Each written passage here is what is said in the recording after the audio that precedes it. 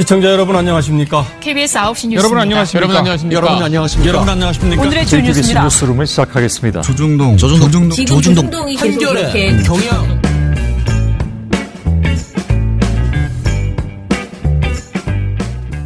민원연의 미디어 탈곡기 700화를 시작하겠습니다. 예, 안녕하세요. 저는 언론 권력을 감시하는 시민단체 민주언론시민연합에서 사무처장으로 일하는 김원경입니다. 정책팀장 이봉우입니다. 이정일입니다. 예, 오늘 700화네요. 네. 너무 바빠가지고 뭔가 특집을 마련할 정신이 없었습니다. 네. 예, 너무 일이 많아요. 네. 그래서 700화는 포기하고 뭐 아무 때나 특집하고 싶을 때 한번 특집을 해보겠습니다. 아, 그것도 방법이네. 꼭 700화가 아니더라도 네. 우리가 전체적으로 좀 여유가 있을 때 특집 네. 방송하는 것도 좋은 방법이에요. 11월에는 지금 이제 저희가 뭐 마무리해야 될 일들도 되게 많고요. 그리고 저희 35주년 그 기념식이 12월에 있어가지고 그것도 준비해야지 되고.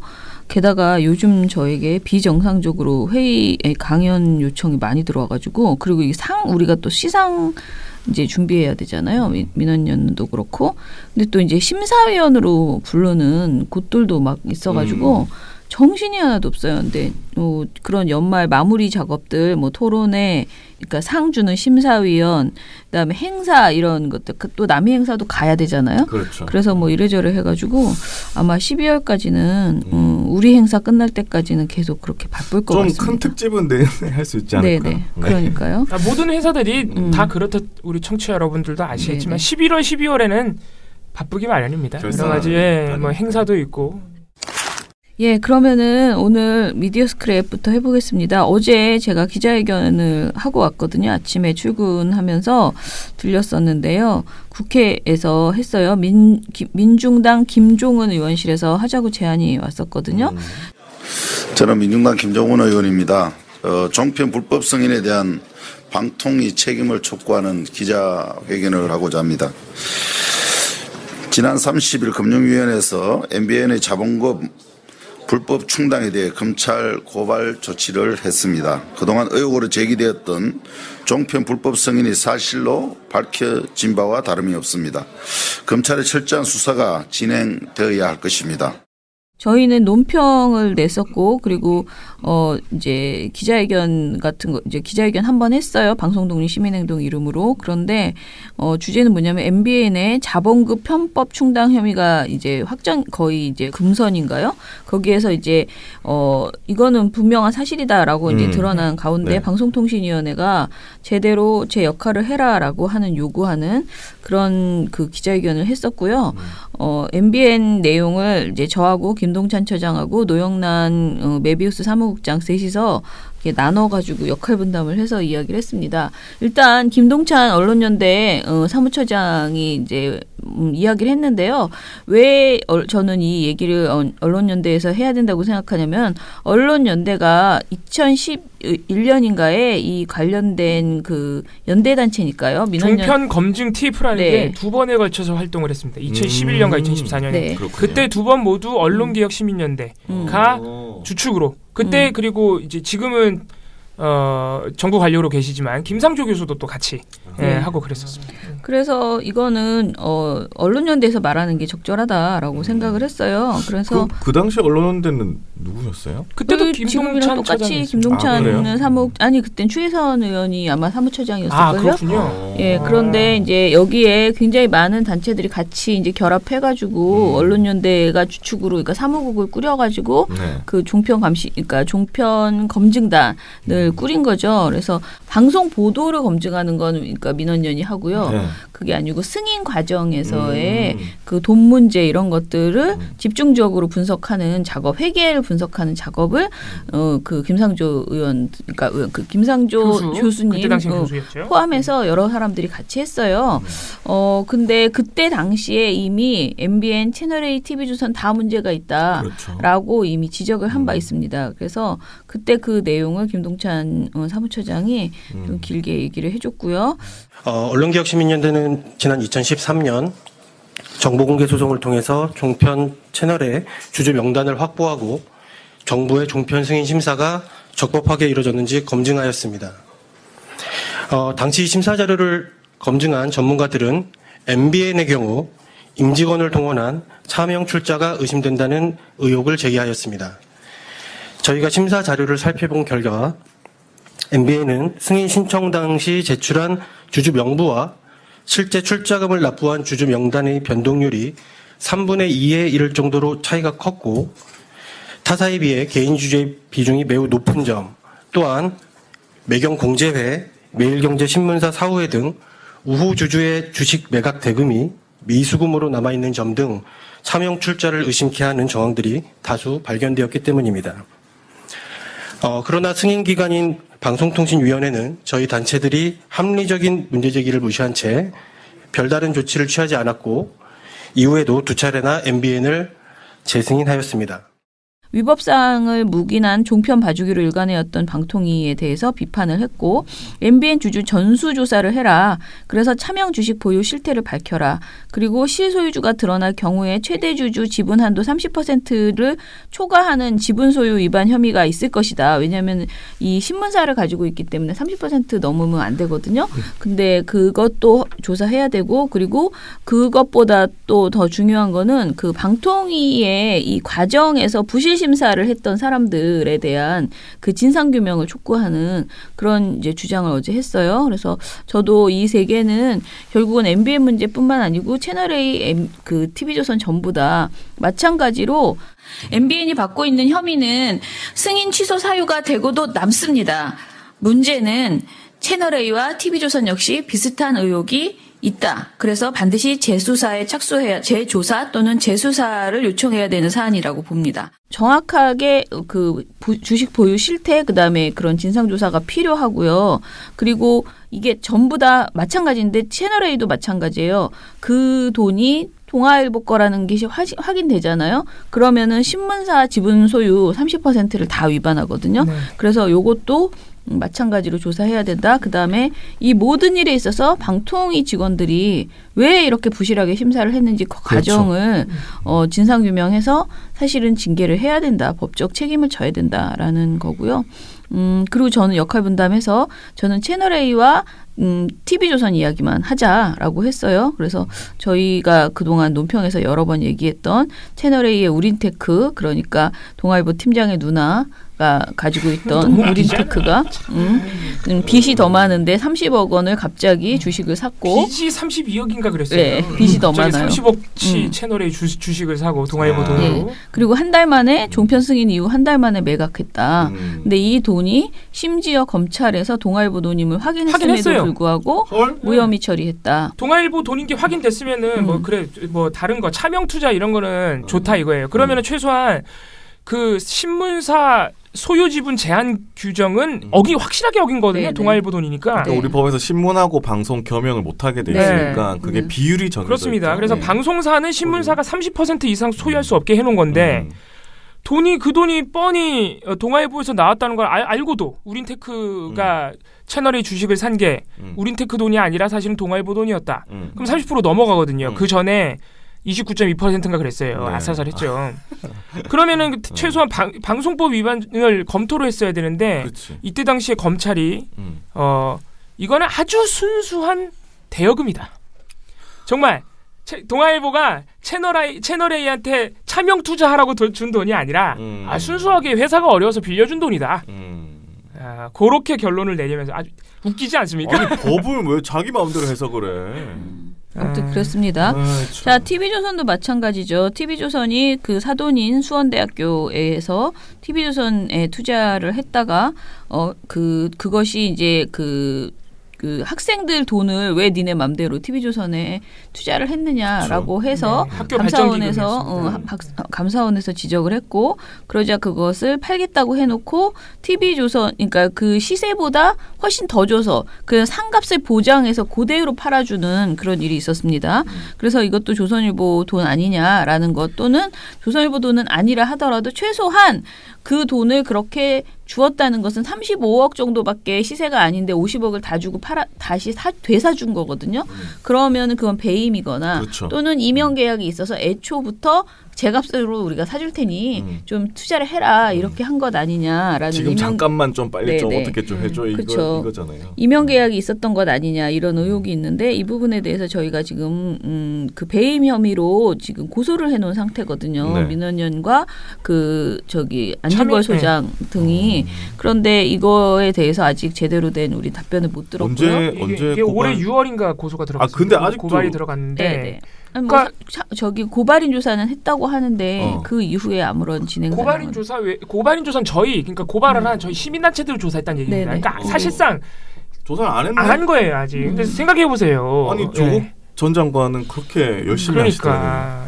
온 검사들 다 동원해서 전국 검사 다 동원해서 좋다 이거예요. 뭐 조국 일과 수사 그렇게 할 수 있는데 다른 것도 좀 그렇게 해달라는 거죠. 이거 6월에 했는데 아직도 이거 안 하고 있으면 어떡해 검찰이.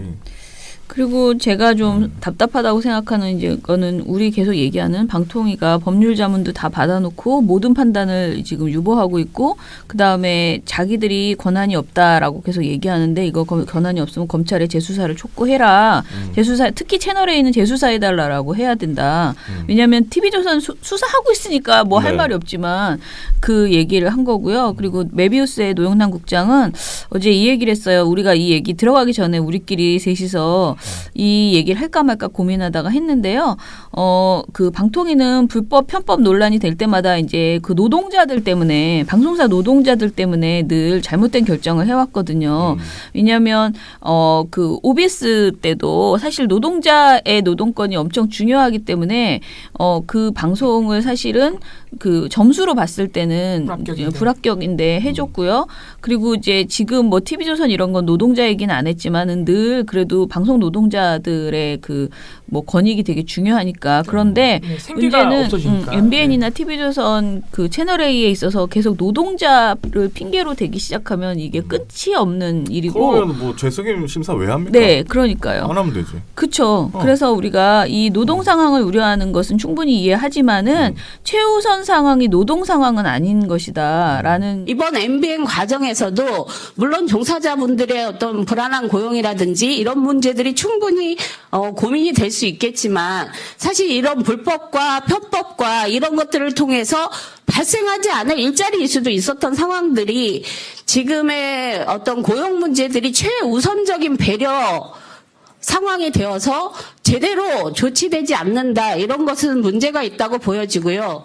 이게 너희들은 뭐 어쩔 때는 그렇게 노동이 중요하다더니 이렇게 말하는 거는 좀 그런 논리를 막 하시더라고요. 근데 저는 어떻게 생각하냐면은 지금 말씀하신 것처럼 애초에 그러면은 방송사 진입을 정말 엄격하게 왜냐면 영원히 망하지 않을 회사라는 거잖아요. 그러면 그렇죠. 어떤 짓을 해도 그런 회사가 어디 있어요, 그러니까 세상에. 그럴 수는 없다라는 거죠. 근데 지금 방송국이 그런 꼴이잖아요. 지금 하는 걸 보면. 그리고 저희끼리 얘기한 거는 그러면 종편이 취소된다고 해서 방송국가 없어지느냐 그게 아니고 그 주주가 바뀔 수도 있고요. 그러니까 이게 그리고 그리고 PP로 전환할 수도 있어요. 그냥 그러니까 보도 전문 채널이라든가 경제 채널이라든지. 그러니까 많은 시민 여러분들께서도 방송 하나 문 닫을 만약에 승인 취소해서 방송 못하게 하면은 거기 수백 명의 직원이 있고 가족들도 딸려있는데 다 길거리 나앉는 거 아니냐 이렇게 생각할 수 있는데 예전에 경인방송이 OBS 전에 원래 ITV였습니다. 그렇죠. ITV 문 닫았죠. 네, ITV가 문을 닫아 승인 취소당했어요.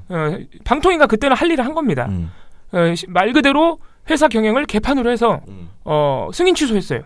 근데 그렇다고 해서 말 그대로 방송국이 통째로 사라진 게 아니라 일자리가 사라진 게 아니라 ITV를 다른 사업자가 인수하는 겁니다. 쉽게 생각하면 그렇게 보면 됩니다. 그래서 OBS가 탄생한 겁니다. 그래서 경인방송은 아직도 있잖아요. 똑같이 MBN이나 채널A도 이건 지금 명백한 불법이거든요. 지금 심지어는 출범을 국민들한테 거짓말하고 정부한테 거짓말하고 한 거예요. 그 지금까지 끌고 온 거잖아요. 그거를. 세상에. 그래서 만약 승인 취소를 한다 그러면 채널A를 오히려 더 건전하고 좋은 방송사로 바꿀 수도 있는 겁니다. 새로운 사업자가 와서. MBN도 마찬가지고요. 자, 일단은 그리고요. MBN 기자들이 125명이 성명을 하나 냈거든요, 어제. 뭐냐면은 그 전국 언론노조 MBC 지부에 있는 MBN 기자협회, 그러니까 MBN 지부도 성명을 냈고 MBN 기자협회에서도 성명을 냈어요. MBN 기자협회는 이제 MBN 불법 자본금 충당 의혹과 관련해 기자들에게 사실을 밝혀달라라고 주장을 했습니다. 참 우리 어제 이 얘기를 좀 이거 정말 몰랐을까? 지금 와서 무슨 사실을 밝혀달라고 MBN 하나? 기자협회에서 기자들한테 사실을 밝혀달라 그랬다고요? 네, 우리에게 회사 측이 사측이 우리에게 사실을 밝혀달라. 회사가 사실을 밝혀줘야 된다. 이런 거예요. 그럼요, 그렇죠. 그렇게 되는 MBN은 거죠. 2011년 종편 출범 당시에 은행에서 임직원 명의로 600억 원의 차명을 대출받아 회사 주식을 사게 한 뒤에 이를 은폐하기 위해서 회계 조작을 했다는 의혹을 받고 있는데 모든 언론이 보도한 이 문장을 우리는 그저 인용만 하고 있을 뿐이다. MBN 기자들은 이 의혹에 대해서 제대로 알지 못한다. 지금도 공식 입장은 사실 무근인가? 사실 무근이라면 사실을 밝혀달라. MBN 기자협회는 압수수색 당일에도 사측의 자세한 해명을 요구했으나 사측은 침묵으로 일관하고 있다. 이렇게 비판을 했습니다. 그리고 속보로 듣는 관계기관의 움직임에 기자들은 자괴감을 느낀다라고 했고요. MBN 기자협회는 검찰 수사가 어디까지 확대될지 알 수 없는 상황이 됐고 방통위가 어떤 처분을 내릴지도 가늠할 수 없는 형국이 됐다. 이에 기자들은 자괴감을 느낀다. MBN 기자들은 사측의 현 단계에서라도 MBN 시청자와 국민에게 사과의 뜻을 밝혀야 하고 기자들을 비롯한 MBN 구성원들에게 의혹의 진상을 밝혀야 한다라고 주장을 했습니다. 그리고 노사 양측에 대해서 긴급 발제권 도입과 편집회의 회의록 작성 및 공개 등을 요구했습니다.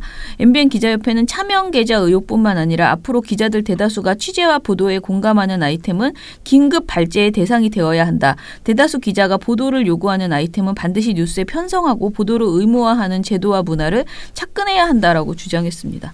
이런 주장을 한 몇 년 전에 하셨어야죠. 지금 이 상황에서 무슨 지금 아무도 MBN 보도를 통해서 뭐 긴급 발제로 올라오는 보도가 있거나 없거나 지금 그게 중요한 시기가 아닌데. 이거 왜 하겠습니까? 이제 진짜 진짜 위기를 느꼈다. 살아남아야 되니까. 지금 굉장히 진짜 심각한 위기를 느꼈다. 이거는 올 때까지 왔다는 거예요. 네. 그리고 MBN 기자협회가 이런 얘기를 했습니다.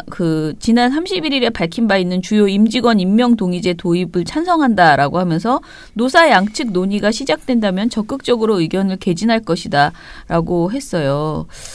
이게 참 진정성을 느끼려면 예전에 이렇게 했다면 그래 MBN 기자들은 그래도 생각을 좀 잘 가지고 있네라고 했을지도 모르겠지만 지금 내년에 당장에 재승 취소될 것 같으니까 이렇게 하는 거 아니냐는 생각이 드는 거죠. 그 생각이 들 수밖에 없잖아 사람이. 맞습니다. MBN 기자 여러분들이 이런 방금 PD님께서 말씀하신 이런 평가가 억울하더라도 어쩔 수가 없어요. 왜냐하면 그동안 MBN의 행보가 그래서 진정성을 증명하기 위해서는 더 지금 상황이 좀 힘들더라도 더 열심히 사측과 싸워야 됩니다. 격렬하게 싸워야 돼요. 지금 근데 사실 서명 내용은 참 좋아요. 왜냐면은 그러니까 그게 저는 늦었다고. 늦은 정도가 아니죠. 이제 한참 늦은 건데. 그러니까 이미 내년이면 재작년인데 늦었다. 너무 늦었다. 아무튼 이런 이 자본금 차명 충당 이런 논란을 계기로 해서 지금 MBN 기자들이 공정방송 보도 편집권 독립, 공정 보도 이런 것까지 지금 요구하고 있는 것이거든요. 그런데 이제 성명의 내용과 투쟁 방식 자체는 상당히 올바른 겁니다. 옛날에 SBS가 간혹 좋은 보도로 시민들에게 극찬을 받는 이유는 SBS 기자들이 옛날부터 그렇게 싸워왔기 때문이거든요. 옛날부터 사측하고 늘 싸워왔습니다. 물론 어쨌든 간에 타협한 거 아니냐는 비판도 있습니다만 SBS 기자들이 항상 소유와 경영을 분리해야 된다고 태영건설 측과 태영그룹 측과 항상 싸워왔거든요. 그러니까 지금까지 SBS가 온 거거든요. MBN도 그랬어야 한다는 거죠. 근데 이제 아무튼 MBN 노조의 노보를 보면은 지난 10월 21일 날 나왔던 노보를 보면 이제 사장 임명 동의제가 위기의 시대 생존을 위한 필수 조건이다라고 하면서 사장 임명 동의제를 통해서 한마디로 이제 우리 기존의 그런 사장이 이제 내리꽂는 사장이 아닌 SBS처럼 하겠다 그런 생각을 했고요. 그 다음에 노설이라고 해서 사설같이 노조의 주장을 이제 내놨는데 그 주장이 사실 정말 아까 얘기한 것처럼 너무 뒤늦은 거예요. 뭐라 그러냐면 압수수색 MBN 재탄생의 계기로 삼아야라고 했는데 이게 제목이거든요. 재탄생을 못할 판이에요 지금. 예. 그러니까 이게 너무하는 거 아니냐. 만시지탄이죠. 지금 뭐라고 했냐면요. MBN 구성원의 고용을 안정시키는 일에 모든 역량을 쏟아야 한다. MBN은 지난 94년 케이블 채널로 출범한 이래 보도 채널과 종편을 거치며 수많은 언론, 방송 인재들을 배출해왔다. 종편 출범 이후에도 매 두 자릿수의 청년 인재를 채용하며 일자리 창출에 앞장서왔다. MBN 경영진의 잘못이 밝혀진다면 이는 경영진이 책임질 일이다. 소수 구성원의 잘못이 다수 직원들의 일자리를 위협하는 극단적인 결과로 가서는 안 된다. MBN은 여전히 20대에서 30대 청년들이 다수인 젊은 조직이다. 외부의 언론과 시민단체들도 앞으로 MBN의 청년 인재들이 더욱 공정하고 투명한 MBN을 만들어갈 수 있도록 지켜보고 응원해주길 기대한다. 라고 이렇게 지금 응원하고 기대할 상황이 아니라니까 그러시네. 아니 그래서 정말 답답하네. 아니 이런 얘기를 그러니까 이거를 막 내부 고발로 우리 안에 이런 일이 있었어요 하면서 1년 전에 2년 전에 한 것도 아니고 지금 금선이 이런 거 다 되고 나서 이제 와서 우리 젊은 애들 많으니까 우리 살려줘. 니네 시민단체 반발로 찍찍 니네 시민단체 다 도와줘야 돼. 이렇게 말하는 거는 얘기면 너무 KBS 자꾸 지상파랑 비교해서 좀 미안하긴 한데 지상파들은 항상 어떻게 했습니까? 먼저 싸웠죠 기자들이. 맞아요. 예, 항상 먼저 파업하고 먼저 싸우고 징계받고 그렇게 하면서 시민들에게 알려줘서 응원을 받은 거죠. 근데 언제 MBN이 그렇게 했습니까? 그래서 이게 좀 아쉽다. 계속 뭘 계속 말이 보내주시는데 안 되는 얘기예요. 설득이 안 되는. 아니 저 얘기를 들으니까 갑자기 좀 짜증이 나네. 화가 확 나네 예. 갑자기 또. 아까 소개해주신 기자협회 성명은 다 맞는 말이었어요. 사실 맞는 말이에요. 근데 요건 좀 너무하셨네. 이 성명은. 시민단체도 자기네 편 들어달라고. 좀 그러네요. 우리는 편을 들어주기 참 어려운 상황입니다. 시민단체 어떻게 이제 와서. 예. 아무튼 좀 아쉽습니다.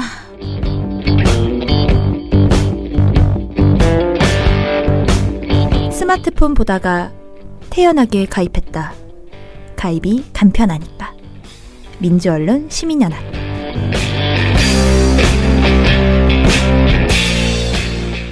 자, 그러면은 오늘 우리 또 다른 이야기 하는데 오늘도 또 약간 언론에 대한 답답한 마음을 담은 얘기를 하고 있습니다. 누구 한쪽만 편들기 힘들고 누구 한쪽만 비판하기가 힘든 주제다라는 생각을 했거든요. 그래서 이 주제에 대해서 한번 전체적으로 살펴보겠습니다. 원래 또 시민단체 역할은 모두 까기 아니겠습니까? 네. 참. 이거 농담이고요. 예. 민원연 논평.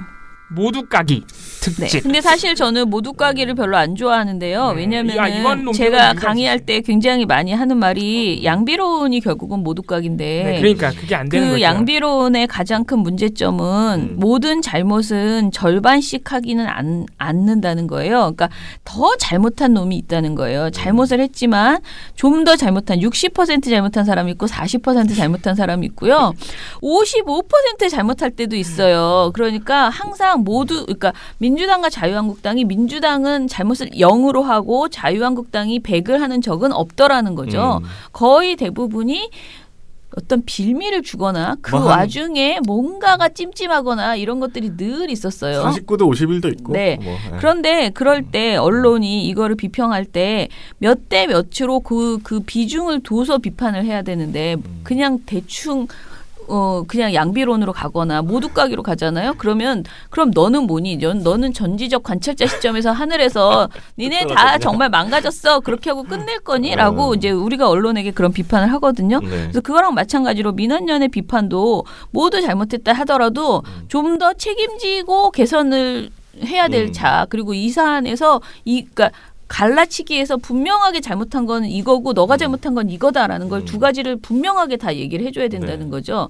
그런 측면에서 좀 모두까기라기보다는 저는 어찌됐든 이 사안에서는 누구가 웃기고 있네라는 생각이 든다라는 겁니다. 네. 그 얘기를 일단 정리를 할게요. 자, 뭐였냐? 법무부가 형사사건 공개금지 등에 관한 규정이라는 이른바 공보규정이라는 것을 내놨어요. 법무부가 검찰 수사 공보와 관련해 새 규정을 만들었습니다. 수사 상황이 어떤지 일체 공개를 금지하는 내용을 담고 있는데요. 네, 또 이 규정에는 오보를 낸 언론사에 대해서 검찰청 출입을 제한할 수 있다는 내용도 포함되어 있는데 여러 논란이 일고 있습니다. 법무부는 피의 사실과 수사 상황 등 형사사건 내용의 공개를 원칙적으로 금지하는 훈령을 제정했습니다. 공개 소환은 물론 압수수색과 체포, 구속 등 수사 과정에 대한 촬영도 허용되지 않도록 했습니다. 사실상 검찰청사 안팎에서 언론의 모든 촬영을 금한다는 겁니다. 오보의 가능성이 높거나 공적 인물 등의 중요 사건인 경우 예외적으로 공개할 수 있지만 이 경우도 각 검찰청에 설치한 심의위원회의 사전 의결을 거쳐야 합니다.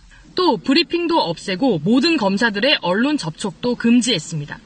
특히 사건 관계인이나 검사 등의 인권을 침해하는 오보를 낸 언론사에 대해선 검찰청 출입 제한 조치도 할 수 있게 했습니다. 오보를 누가 어떤 기준으로 판단할지도 논란이 되는 가운데 법무부의 훈령은 별도 입법 절차 없이 12월 1일부터 시행됩니다. KBS 뉴스 김지숙입니다.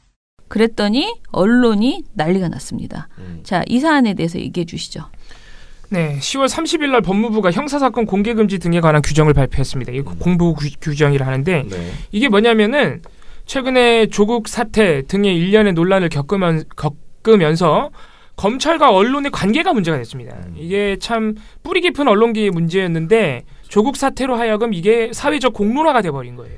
출입처 제도에 대한 아주 근본적인 문제죠. 출입처 제도는 출입처 제도부터 시작을 해서 검찰이 특정 언론에게만 수사와 관련된 아주 내밀한 부분들, 공개될 수 없는 증인이나 피의자 또는 참고인의 구체적인 진술 이런 걸 막 흘리는 파편적인 사실들을 흘리는 거죠.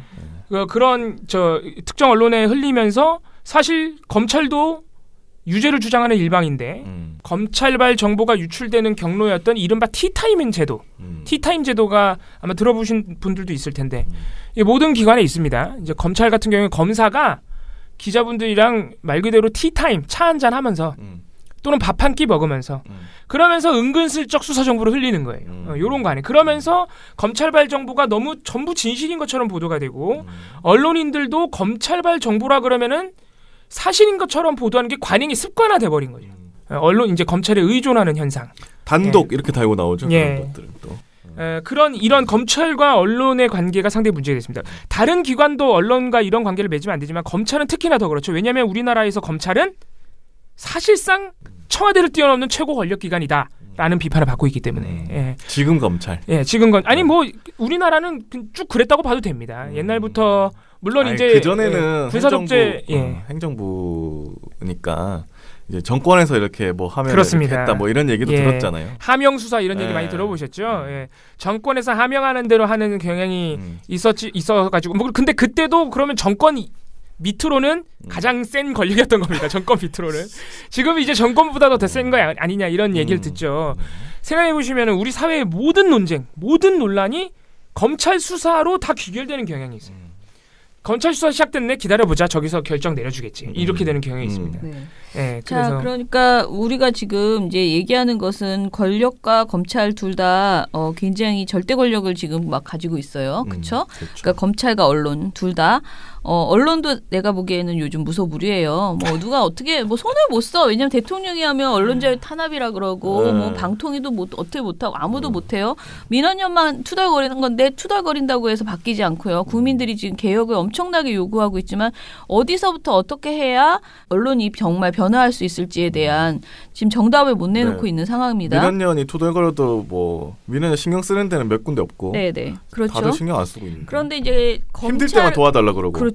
검찰은 또 얼마나 지금 무소불위의 힘을 가지고 있습니까? 그래서 이 두 가지에서 우리가 이 둘 다 건전한 권력을 가지고 있어야 되고 둘 다 한쪽이 절대적으로 힘을 가지고 있으면 안 된다라고 생각하는 거예요. 물론 서로 견제해야 되는. 네, 서로 견제해야 되는 거죠. 제가 말씀드렸던 그런 방금 말씀드렸던 그런 부적절한 언론과 검찰의 관계 있잖아요. 이게 조국 사태를 거치면서 확 분출이 된 거예요. 시민들이 목격을 한 거예요.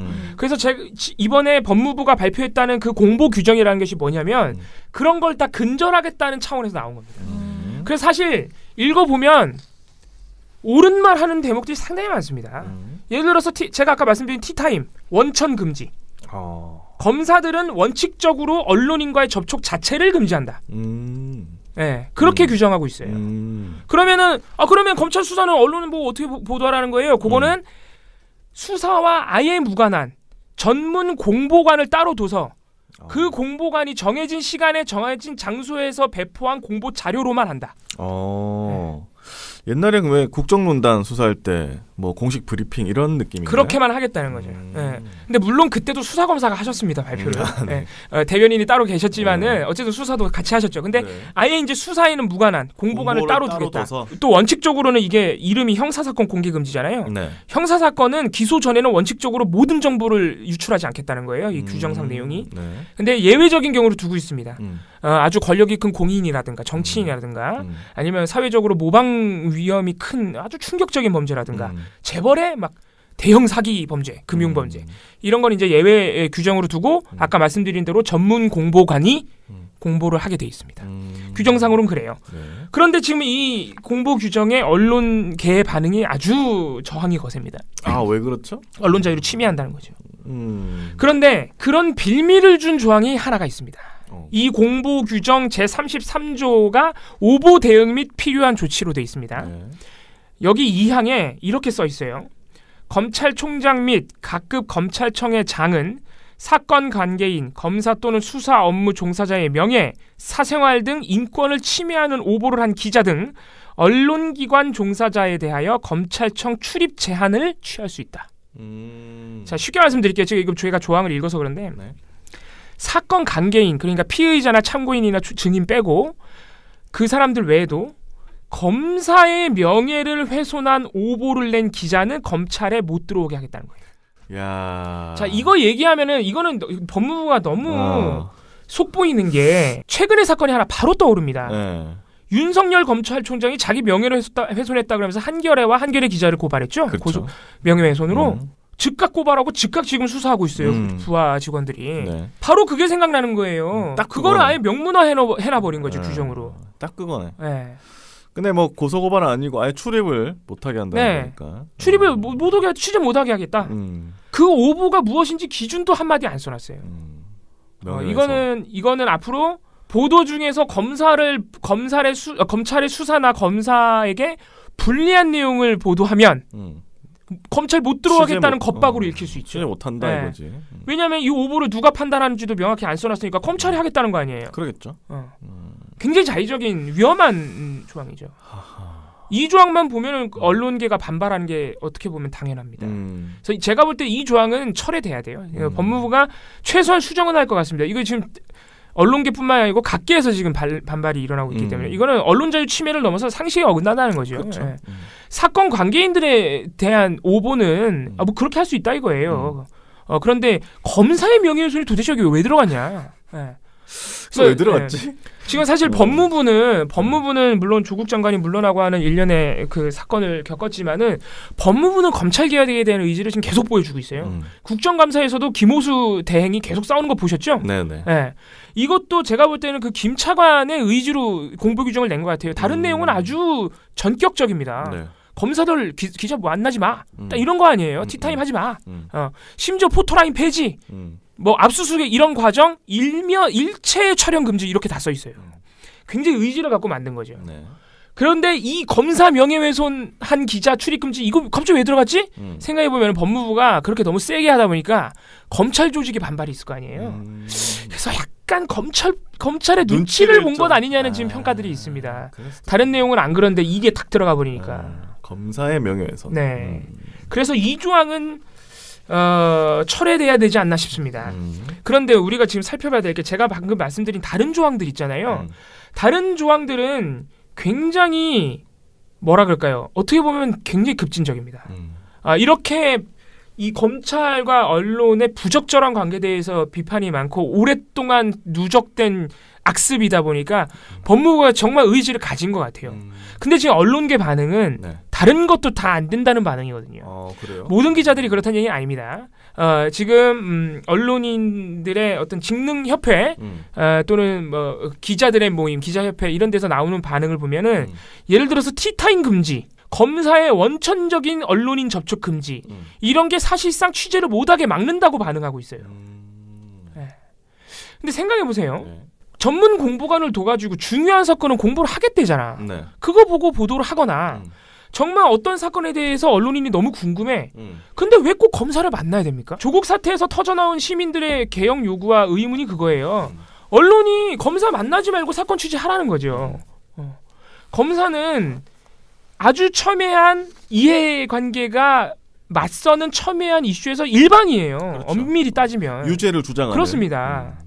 그러니까 이번에 법무부가 공보 규정에서 새로 발표한 공보 규정에서 특히 기소 전에는 그 어떤 정보도 공개하지 않겠다는 게 지금 원칙이거든요. 그러면서 검사는 언론이 만나지 마 이런 규정들이 있는 겁니다.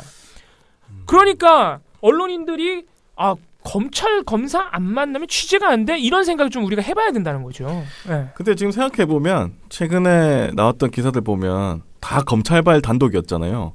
그게 다 없어지는 거지. 그러니까 그렇게 하지 말라는 거예요. 법무부의 공보 규정이. 그러니까 언론인들 입장에서는 야 우리 단독해야 되는데 네.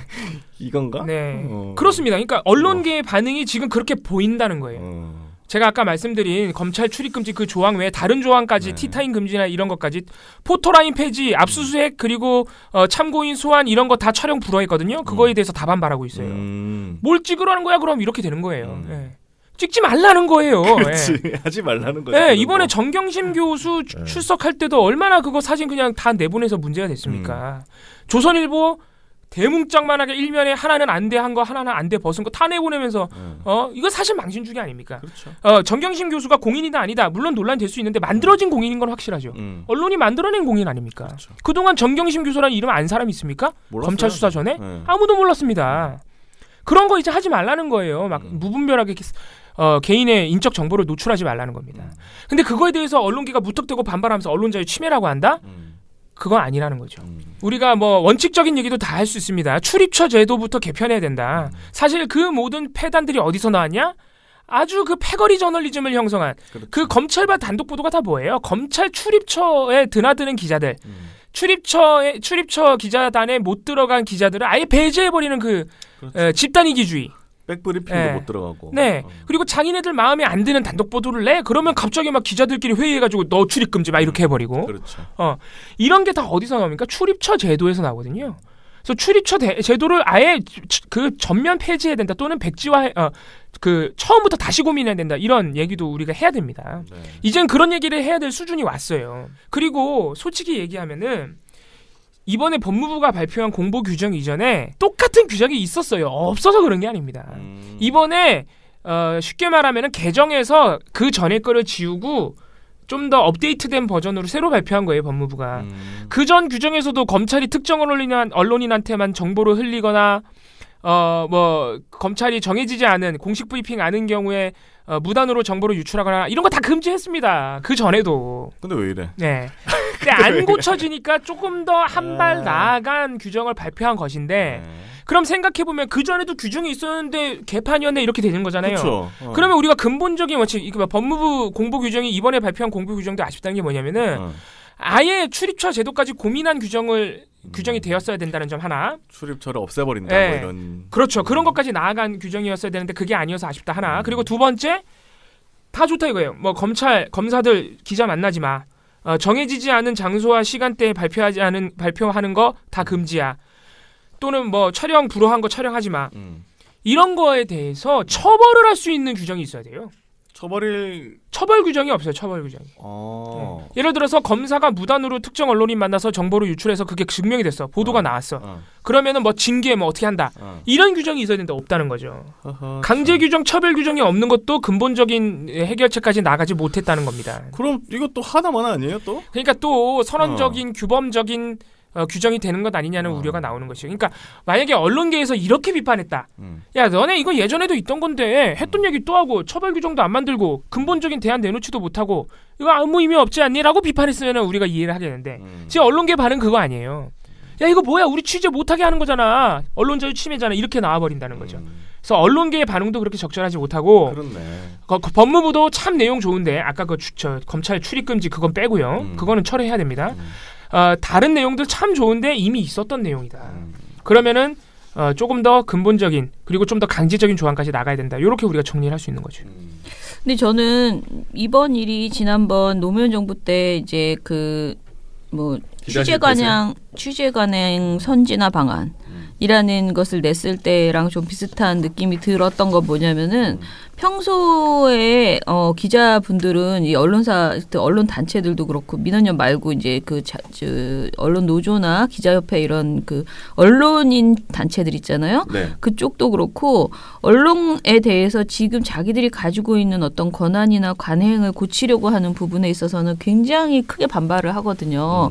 그래서 이번에서 저는 분명하게 얘기 드리고 싶은 거는 그 인권을 침해하는 그 기자, 오보를 한 기자 이런 건 다 알겠는데 검찰 또는 수사 업무 종사자의 명예, 사생활 등 인권을 침해하는 오보를 한 기자를 출입시키지 않겠다. 이거는 진짜 코에 걸면 코걸이로 앞으로 얼마든지 가지고 놀 수 있는 조항이라는 거죠. 이거 너무 악의적인 조항인 게 그동안 이거는 그러니까 너무 아까도 말씀드렸지만 윤석열 검찰총장과 한겨레의 갈등 때문에 만든 것 같은 거예요. 왜냐하면은 그 전에 사건 관계인들, 증인이나 피의자의 그 관련해서 오보가 나오거나 명예를 훼손한 보도는 많았어도 수사 검사의 명예를 훼손한 보도 보셨어요? 그런 게 어디 있습니까? 수사 검사 이름도 잘 보도가 안 되는데 말도 안 되는 얘기죠. 그러니까 이게 검사라는 말이 이렇게 정확하게 들어간다는 게 너무 웃기고 수사 업무 종사자까지 검사 또는 수사 업무 종사자의 명예, 사생활 그게 이렇게 중요해서 이거를 침해하는 오보를 한 기자는 다 지금 출입 제한을 시킨다? 그러면 지금도 충분히 언론이 사실은 출입처 제도 속에서 밉보이면 안 되기 때문에 겨자 먹기로 그냥 보도를 안 하는 부분이 굉장히 많아요. 알면서 보도 안 하는 부분들. 그런데 이것까지 이제 등장하면 더더욱이 언론은 옥죄 수밖에 없는 거여서 이거는 언론사나 또는 그 언론 단체들이 비판하는 건 맞아요. 그래서 민원연도 이거에 대해서는 이거 좀 위험한 거고 너무 나갔다라고 분명히 얘기를 합니다. 그렇지만은 언론 단체나 언론사의 지금 그 행동 중에서 제일 좀 웃기다고 생각하는 것은 기본 철학 있잖아요. 인권보호를 위한 수사공보 준칙이라는 그것 자체에 대해서는 동의를 하면서 본인들이 어떤 것을 앞으로 안 하겠다라는 선언이 있어야 되는데 그런 내용이 너무 없어요. 언론계에서는 그동안의 수사 관행에 대한 반성이나 이 공표 규정이 지금 법무부가 제시하고 있는 새로운 방법안 이런 거에 대해서 기본적으로 일단은 뭐랄까 성찰해보는 자세라기보다는 기존의 관행을 유지하겠다는 옛날에 했겠죠. 그래서 저희가 언론계의 반응들을 쭉 살펴봤는데 거의 전반적으로 그렇습니다. 공보 규정 자체가 별로 안 좋은 거예요. 지금 언론인들 입장에서는. 그동안에 했던 취재를 못하게 하는 거니까. 그러니까 우리가 얘기하는 건 이런 거예요.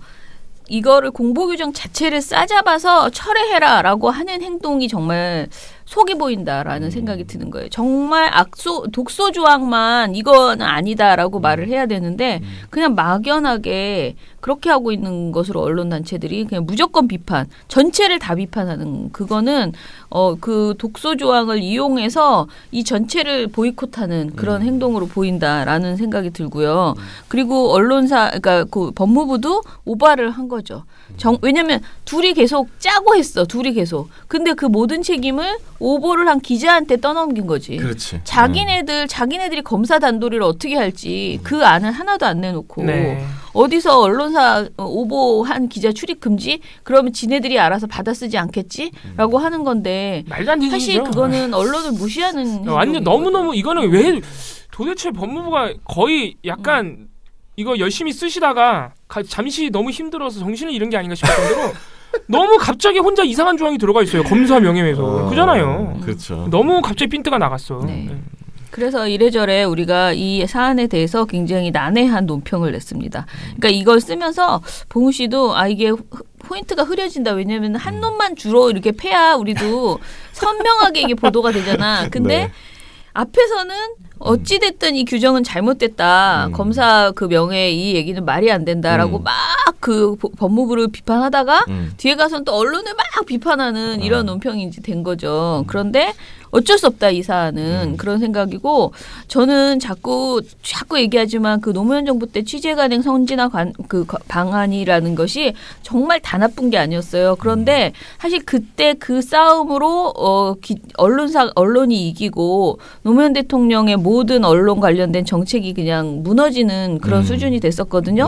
근데 지금 이 법무부도 이 안을 내놨다가 약간 주춤하면서 또다시 그렇게 될까 봐 너무 걱정이 돼요. 그래서 해야 될 것은 그냥 그 나가고 지금 문제가 있는 독소 조항만 빨리 손을 보고 밀어붙여야 된다라고 생각을 하거든요. 분명하게 지금 우리가 말하는 지금의 현재의 공보 간행은 안 된다라는 거예요. 그래서 이 부분에 대해서 언론과 검찰 서로가 다 적절한 견제를 할 수 있는 시스템으로 만들어져야 된다라고 말씀을 드립니다. 근데 이게 그 공보 규정 자체를 철회하는 거는 불가능한 일이에요. 아까도 말씀드렸지만 이게 원래 있던 규정을 재개정한 것이고요.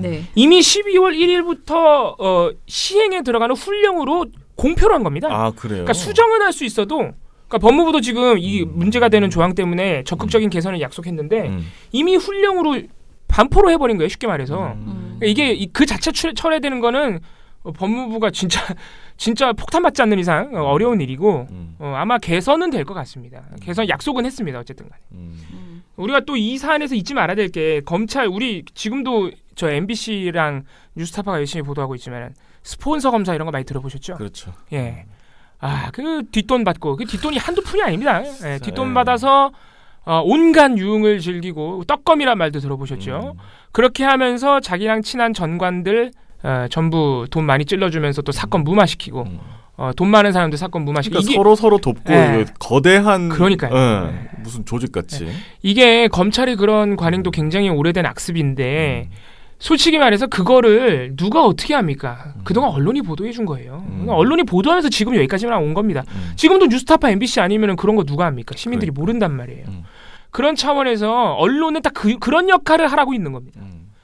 검찰이건 누구고 검찰도 견제 대상으로 봐야 돼요. 그렇죠. 검찰이 뭘 말한다고 진실이라고 보도해버리면 안 된다는 겁니다. 항상 의심하고 항상 견제해야 되고 검찰도 마찬가지로 자꾸 언론인이 와가지고 뭐 좀 달라고 하면은 견제하고 거절하고 이런 건전한 관계가 성립돼야 되는 게 개혁의 본질적인 목표가 돼야 됩니다. 네. 근데 뭐 서로 지금까지는 반대였다는 거예요. 흘려주고 단독하고 뭐 근데 자기네들은 문제는 그게 또 모든 언론인들에게 흘려주는 건 아니잖아요. 말 잘 듣는 길들여지는 언론인에게만 하다 보니까 결국은 국민은 모두 피해를 보고 자기들끼리만 신나는 검찰과 일부 언론 몇 명만 신나는 그런 시스템이었던 거예요. 그래서 이걸 바꾸자고 하는데 그걸 바꾸자고 한 그 카드에 잘못된 내용이 들어있다고 해서 언론인이 그 전체를 다 뒤집어버리자.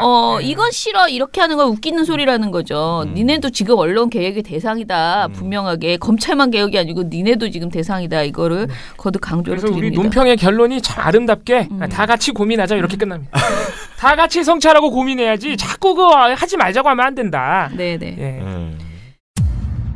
언론의 오보, 정치인의 막말 받아쓰기, 기계적 중립. 언론 때문에 이런 일로 속상한 일 많으셨죠? 이제 걱정하지 마세요. 크고 확실한 행복 보장, 묻지도 따지지도 않고 민주언론시민연합의 회원가입을 적극 추천합니다. 신문, 방송, 종편에 유튜브까지 모니터 보고서 최대 보장. 남녀노소에 유익한 회원 행사 최대 보장. 지금 바로 PC나 모바일로 가입하세요. 언론이 바로서는 더 크고 확실한 행복을 보장합니다. 본 후원은 만기 환급금이 없는 순수 행복 보장형입니다. 본 후원은 매달 최소 10,000원의 돈이 들며 후원금은 전액 언론운동에 투명하고 소중하게 사용됩니다. 기타 문의 사항은 민원련 전화번호 02-392-0181로 해주시기 바랍니다. 민주언론 시민연합. 민주언론 시민연합. 미련곰탱님께서 어제 잘 들었습니다. 기레기들은 만약 자기 집 앞에서 저렇게 있다면 민사소송, 형사소송, 헌법소송 등 5만 소송 걸고 남을 놈들인데 조국 전 장관이 소송도 걸지 않으니 만만하게 보이는가 봅니다. 라고 하셨어요. 이럴 때일수록 민원연이 바품을 팔아야 되지만 스파르타 정신교육을 시켜야 된다고 했는데 전혀 스파르타 정신교육을 안 한다니까 뭘 자꾸 그래. 우리가 아무리 외쳐도 들어주는 언론인이 많지 않습니다. 뭐 스파르타 하니까 약간 박찬주 삼청교육대가 생각나네요. 나중에 합시다. 네. 태상검님께서 KBS 철밥통 위험이라고 해서 KBS에 이제 그 상황을 막 적어주셨어요. 많은 부분이 사실은 이거는 맞아요. 그리고 KBS 직원들이 이제 일종의 준공무원 방송사로서 뭐 그렇죠. 네. 임무하는 건 맞는데 그런데 이제 방송사 기본 임금이 워낙 높아요. 그래서 사실은 KBS가 MBC나 SBS에 비하면 임금이 높은 건 아니거든요. 그렇죠. 예, 그래서 이거를 뭐 KBS만 이렇게 비판하기는 상당히 어려워요. 제가 보기에는 많은 사람들이 그런 오류에 자꾸 빠진다고 생각하는데요. 뭐 그러니까 월급이 높다라고 하면서 이들은 다 뭐 아니다라고 얘기하는 건 저는 그거에 걸맞게 일을 하면 된다라고 저는 생각하거든요. 그렇죠. 그래서 여기 있는 간부급 이상 상위직의 비율이 60% 이상인 기형적 구조라고 하셨는데 매년 증가세라고 써놓으셨는데요. 매년 증가세는 아닙니다. 왜냐하면은 그 어르신들이 이제 정년퇴직이 돼가지고요. 쫙 나가요. 이게 왜 이렇게 갑자기 KBS가 이랬냐면 KBS가 87년에 올림픽을 중계하면서 88올림픽을 준비하면서 엄청나게 뽑았어요. 근데 그 사람들이 당연히 안 잘리니까 쭉 있었을 거 아니에요? 그렇죠. 그 많은 사람이 다 간부가 돼가지고 지금까지 있었습니다. 근데 작년 올해 해가지고 내년까지 해서 굉장히 많은 그 간부직들이 물러나게 돼요. 그게 인원수가 만만치 않습니다. 그래서 좀 약간 기형적 구조가 해소되고 KBS도 그렇고 MBC도 그렇다고. 네네 많이 그때 방송사들이 굉장히 이제 많이 뽑았거든요.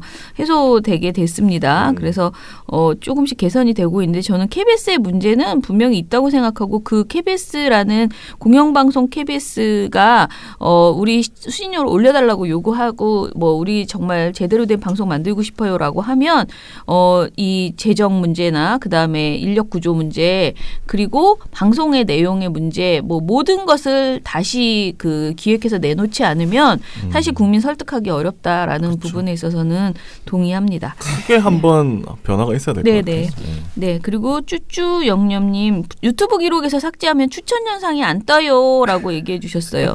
이게 무슨 말이에요? 아니 처장님 자꾸 구구 채널 유튜브를 보시는데 계속 추천 영상이 뜬다고 하시니까 저한테 자꾸 이상한 영상을 유튜브 기록에서 계속 삭제하라고. 그걸 내가 삭제할 수 있어? 예. 그것도 몰랐네. 제가 유튜브 잘 몰라요. 그냥 자꾸 보여주는 걸 보고 있습니다. 네. 투어이브 박미정님. 팟빵 앱은 에러가 자주 나서 앱 업데이트를 안 했는데 우찌하다 앱을 업데이트했더니 하트 누르는 것이 광고 화면에 가려져 있어서 하트 누르는 것을 잊게 된다고 하십니다. 네. 파티 쓰세요. 또 팟빵 순위를 높여주시기 위해서 또 팟빵을 듣는 분들도 많습니다. 뭐 어떤 방식이든 하트를 꼭 안 눌러주셔도 저희는 들어주시는 것만 해도 감사합니다. 예. 건희맘님께서 1,000원을 후원해주셨습니다. 감사합니다. 예, 그리고 건희맘님이 기무사 쿠데타 PD 수첩 범죄 그러니까 검사 사건 있잖아요. 이런 거에 대해서 보도가 어떻게 나오고 있는지 좀 알려달라라고 하셨어요. 조국 전 장관 일가에 대해서는 그렇게 물어주길 듯 반려들면서 이번 사안에 대해서는 너무 보도가 없는 것 아니냐, 편파적 선택적 행태가 있다라고 이제 하셨거든요. 저희도 이제 보고서를 지금 요것도 살펴보고 있고요. 기무사 쿠데타 그리고 PD 수첩 범죄 사건은 사실은 지금 막 보도가 막 된다기보다는 그 이슈를 통해서 그 이슈를 통해서 이제 검찰 개혁의 필요성을 알려주는 수준으로 그냥 아마 끝날 것 같고요. 저는 그것보다도 이거 두 가지 사안도 중요하지만은 지금 세월호 관련된 내용 있잖아요. 이게 보도가 제대로 나오고 있는지 정말 말도 안 되는 일이 이제 밝혀진 거잖아요. 그렇죠. 그러면 보도 안 합니다. 그 사안에 대해서 진짜 집중적으로 보도하면서 세월호 재수사를 요구하는 국민의 목소리가 확 들끓게 되어야지 이게 정상인 사회거든요. 지금 그런 참사에서 아이 한 명의 생명이 얼마나 중요한데 아이를 잃었다는 거잖아요. 국가가 잘못해서. 그렇죠. 그런데 그걸 우리가 다 알면서 다 들었는데 지금 조용한 게 저는 너무 화가 나거든요. 지금 근데 보도가 너무 안 되죠. 네. MBC만 약간 주도적으로 하는 그러니까. 근데 이거에 대해서도 저희가 집중 모니터를 해서 내놓도록 하겠습니다. 저희가 특별히 MBC를 좋아해서 하는 얘기가 아니라요. 지금 건희맘께서 써주신 기무사 쿠데타 문건 그리고 범죄검사, 스폰서 검사, 세월호에 이번에 드러난 그 헬기 문제 이런 부분에서 셋 다 MBC만 열심히 보도하고 있어요. 셋 다. 열심히 합니다. 네. 아주. 다른 언론사들의 분발을 저희가 진짜 요구해야 됩니다. 네. 예. 자, 그러면은 유튜브 댓글 하나 좀 보고요. 제 유튜브 댓글 보다 보니까 슈퍼챗이 그 생방송이 아니어도 라이브가 아니어도 할 수 있다라고 하셨는데 그게 또 그러려면 어찌됐든 우리가 수입을 광고를 신청해야지 되더라고요. 네, 슈퍼챗은 수익을 해야 할 수 있죠. 네. 저희는 일단 수익 신청을 수익 신청 해야 됩니다. 우린 결국은 한 번은 해야 된다는 소리인데 이거는 저희가 아직 안 하기로 결정을 했었기 때문에 고민해 볼게요. 지난 방송에 대한 댓글 보면은 KBS는 KBS 짓하고 자한당은 자한당 짓하고 조선은 조선 짓하네. 아유 이젠 더 바라는 것도 없다. 다 꺼져버렸으면이라고. 이거 너무 재밌네. 호아페이님께서 써주셨습니다. 기발한 댓글이네. 최고 문 대통령님은 징글징글한 조선 자한당과 함께 제발 사라져라 하셨고요.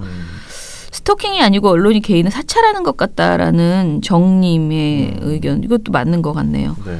그리고 박한수님께서 토요일 연설 엄청 많이 최고로 훌륭했습니다. 귀에 쏙 들어오는 정확하고 또랑또랑 닦아는 명연설이어서 가슴이 뻥 뚫리는 시원한 마음에 기분이 엄청 좋아졌습니다. 슈퍼챗 가능하게 노력 좀 해줘요 라고 하셨습니다. 많은 분들이 슈퍼챗을 요구하시네. 네네.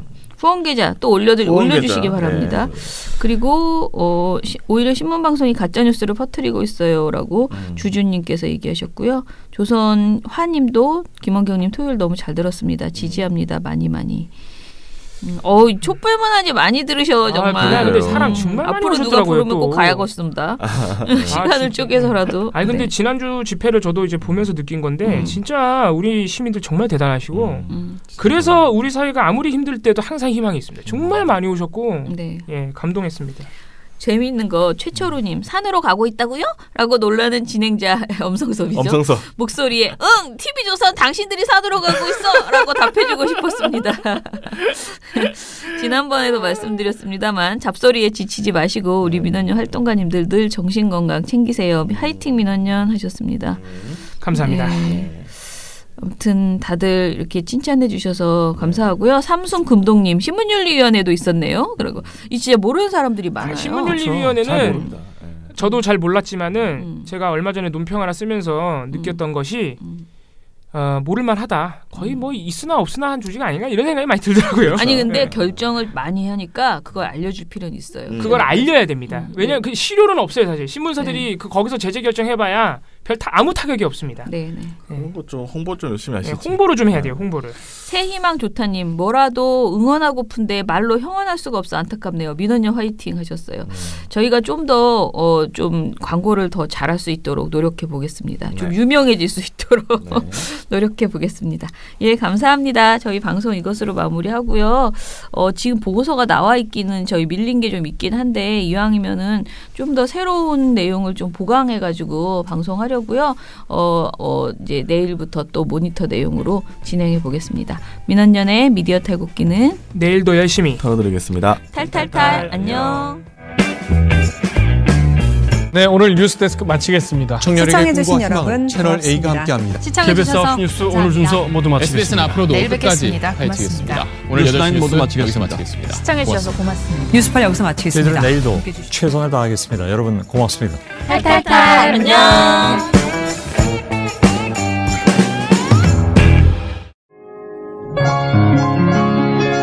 언제나 시민을 위해 어느 것 하나 부족함 없이 시민을 위해야 하는 언론 함부로 왜곡하게 놔둘 수 없습니다. 언론에 대한 바른 생각 민원연 회원가입으로